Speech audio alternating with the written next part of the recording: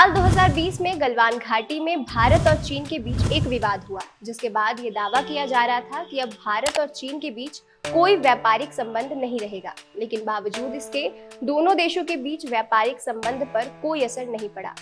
Global trade research initiative की reports के अनुसार साल 2023-24 में भारत और चीन के बीच कुल 118.4 अरब डॉलर का व्यापार हुआ है। इतना ही नहीं, भारत से द्विपक्षीय व्यापार के मामले में चीन ने अब अमेरिका को भी पीछे छोड़ दिया है। ध्यान दीजिएगा, बात 118.4 अरब डॉलर की हो रही है। 1 अरब डॉलर को अगर आप भारतीय मुद्रा में बदलते हैं तो इसका मूल्य 83 अरब 64 करोड़ 29 लाख होगा। तो अब आप सोच सकते हैं कि 118.4 अरब डॉलर कितना ज्यादा होगा। 2021-22 और 2022-23 में भारत का सबसे बड़ा व्यापारिक भागीदार अमेरिका था, लेकिन अब ये जगह चीन ने ले ली है। नमस्कार, आप देख रहे हैं विन द फर्स्ट और आज के इस एक्सप्लेनर में हम भारत और चीन के संबंधों के बारे में जानेंगे। साथ ही ये भी जानेंगे कि 2020 में गलवान घाटी में हुए हिंसक झड़प के बाद दोनों देशों के रिश्तों में कितना बदलाव आया।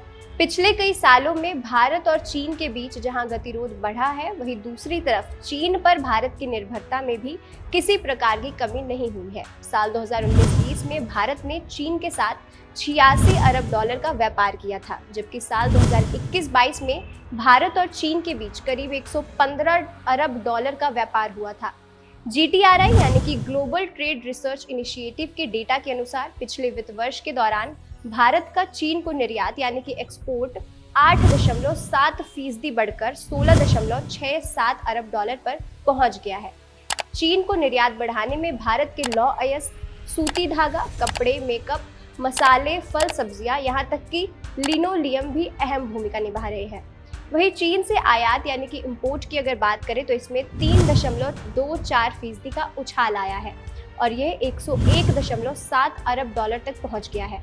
भारत चीन से ज्यादातर इलेक्ट्रॉनिक सामान, nuclear reactors, boiler, organic chemical, plastic का सामान, फर्टिलाइजर, गाड़ियों से जुड़े सामान, केमिकल प्रोडक्ट्स, यहाँ तक कि आयरन एंड स्टील का भी सामान मंगवाता है।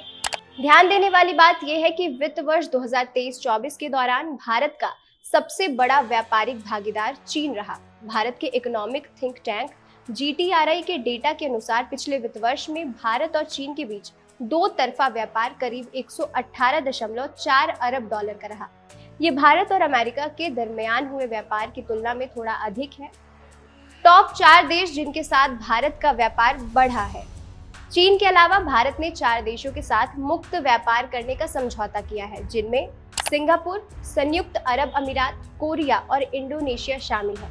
बात करें देशों के साथ व्यापारिक घाटे की तो 2023-24 के आंकड़ों के अनुसार भारत में व्यापारिक घाटा बढ़ा है। 2023-24 में चीन के साथ व्यापारिक घाटा बढ़कर 85 अरब डॉलर, वहीं रूस के साथ 57.2 अरब डॉलर, कोरिया के साथ 14.71 अरब डॉलर और हांगकांग के साथ 12.2 डॉलर रहा है। बात चीन की हो रही है तो इसके भारत के साथ कैसे संबंध रहे हैं ये भी जान लेते हैं। भारत और चीन LOC यानी कि लाइन ऑफ एक्चुअल कंट्रोल से जुड़े हैं। ध्यान रखिए, ये एक बॉर्डर है जो कि भारत और ऑक्साई चीन को एक दूसरे से जोड़ता है।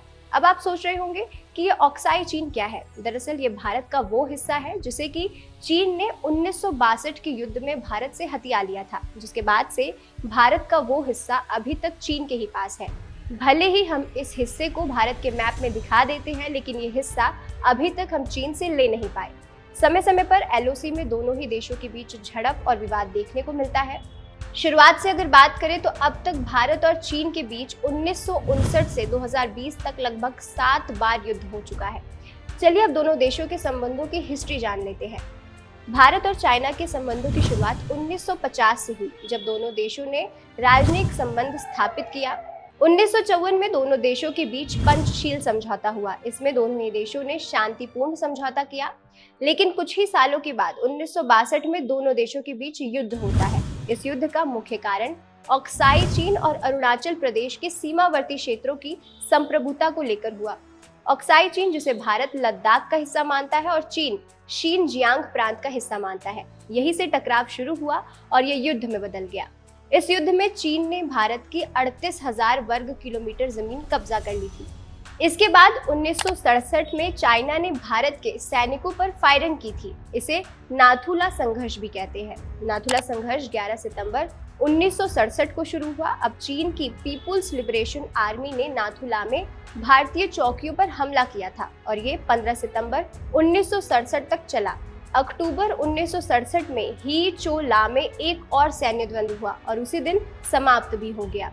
1975 में एक बार फिर दोनों देश आमने सामने आए जब चीन ने अरुणाचल प्रदेश के तुलुंग ला में असम राइफल्स के जवानों की पेट्रोलिंग टीम पर अटैक किया। इस हमले में 4 भारतीय जवान शहीद हो गए थे। भारत और चीन के बीच 1987 में भी टकराव देखने को मिला। ये टकराव त्वांग के उत्तर में समदोरांग चू रीजन में हुआ। इसके बाद 2017 में भी दोनों देशों के बीच डोकलाम में तनाव देखने को मिला।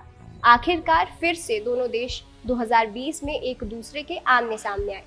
साल 2020 में गलवान घाटी में भारत और चीन के सैनिकों के बीच हिंसक झड़प हुई जिसमें दोनों पक्षों को जान मान की हानि हुई। जून 2020 में यह तनाव हिंसक झड़प में तब्दील हुआ और इस झड़प में कर्नल संतोष बाबू समेत भारत के 20 जवान शहीद हो गए थे। इस हिंसक झड़प के दौरान चीन के 38 सैनिक नदी में बह गए थे जबकि चीन ने सिर्फ 4 सैनिकों की मौत की बात ही कही। इस झड़प के बाद दोनों देशों के बीच तनाव चरम पर पहुंच गया। 2020 के गलवान घाटी में हुए विरोध के बाद भारत ने चीन के कई ऐप्स और मोबाइल बैन कर दिए। 29 जून 2020 को भारत सरकार ने भारत और चीन के बीच सीमा विवाद की हिंसा में बदल जाने के बाद 58 अन्य चीनी ऐप्स के साथ साथ टिकटॉक पर भी बैन लगा दिया था। इतना ही नहीं, 27 जुलाई 2020 को 47, नवंबर 2020 को 43 ऐप्स पर बैन लगा दिया गया और 14 फरवरी 2022 में 54 ऐप्स चाइनीज बैन कर दिए गए। इसके अलावा चीन पर टैक्स चोरी और मनी लॉन्ड्रिंग के आरोप भी लगाए गए। बताया गया कि वित्तीय वर्ष 2019-20 में चीनी फोन कंपनियों ने 9,075 करोड़ रुपए टैक्स की चोरी की है, जिसके बाद भारत में कई चीनी मोबाइल फोन को बैन करने का फैसला लिया गया। उद्योग विशेषज्ञों ने बताया कि चीन के साथ इस टकराव के बावजूद ये संभव नहीं है, क्योंकि अगर चीनी स्मार्टफोन निर्माता चले गए तो भारतीय निर्माताओं के पास उनकी जगह लेने के लिए क्षमता नहीं है। भारत में स्मार्टफोन की बिक्री में 4 बड़ी चीनी कंपनियां वीवो, शोमी, रियलमी और ओप्पो का दबदबा है। 2020 में जब गलवान घाटी में झड़प हुई थी तब भारत में बिकने वाले सभी फोन में चीनी कंपनियों की हिस्सेदारी 77% थी। एक्सपर्ट्स बताते हैं कि भारत में सॉफ्टवेयर डेवलप करने का टैलेंट है। वो टिकटॉक जैसे कई ऐप्स बैन करके और उन्हें रिप्लेस कर सकती है, लेकिन स्मार्टफोन उद्योग के लिए भारत को विनिर्माण बुनियादी ढांचे और सेमीकंडक्टर जैसे कच्चे माल की जरूरत है, जो भारत के पास नहीं है। स्मार्टफोन बनाने के लिए आवश्यक घटकों का केवल 15% स्थानीय रूप से सोर्स किया जा सकता है और यही कारण है कि गलवान जैसी खूनी झड़प के बाद भी भारत का चीन के साथ व्यापार कम नहीं हो पा रहा। चीन भारत से क्या लेता है? वाणिज्य एवं उद्योग मंत्रालय के आंकड़ों के अनुसार चीन को भारत के निर्यात में लगातार वृद्धि हो रही है। वित्तीय वर्ष 2020-21 में चीन को भारत का निर्यात 21.2 बिलियन डॉलर का रहा, जो वर्ष 2019-20 में 16.7 बिलियन डॉलर का हो गया। भारत द्वारा चीन को निर्यात की जाने वाली प्रमुख वस्तुओं में कार्बनिक रसायन, सूती धागे, तांबा और अयस्क शामिल है। हालांकि चीन को भारत का निर्यात अभी भी चीन से इसके आयात की तुलना में काफी कम है, जिसके परिणाम स्वरूप बड़े व्यापारिक घाटे की स्थिति बनती है। द्विपक्षीय व्यापार घाटा। चीन के साथ भारत का द्विपक्षीय व्यापार घाटा बढ़ा है। वर्ष 2021-22 में चीन के साथ भारत का व्यापार घाटा लगभग 73.3 बिलियन डॉलर रहा, जो वित्तीय वर्ष 2022-23 में 83.2 बिलियन डॉलर और 2023-24 में चीन के साथ व्यापारिक घाटा बढ़कर 85 बिलियन डॉलर हो गया। चीन दो तरफा व्यापार में 118.4 बिलियन डॉलर के साथ अमेरिका को पीछे छोड़ते हुए भारत का अब सबसे बड़ा व्यापारिक भागीदार बन गया है। लेकिन ये ध्यान देने वाली बात है कि पिछले कुछ सालों में भारत चीन के बीच सीमा पर गतिरोध बढ़ा है। गलवान और डोकलाम में सेनाएं आमने सामने हुई हैं।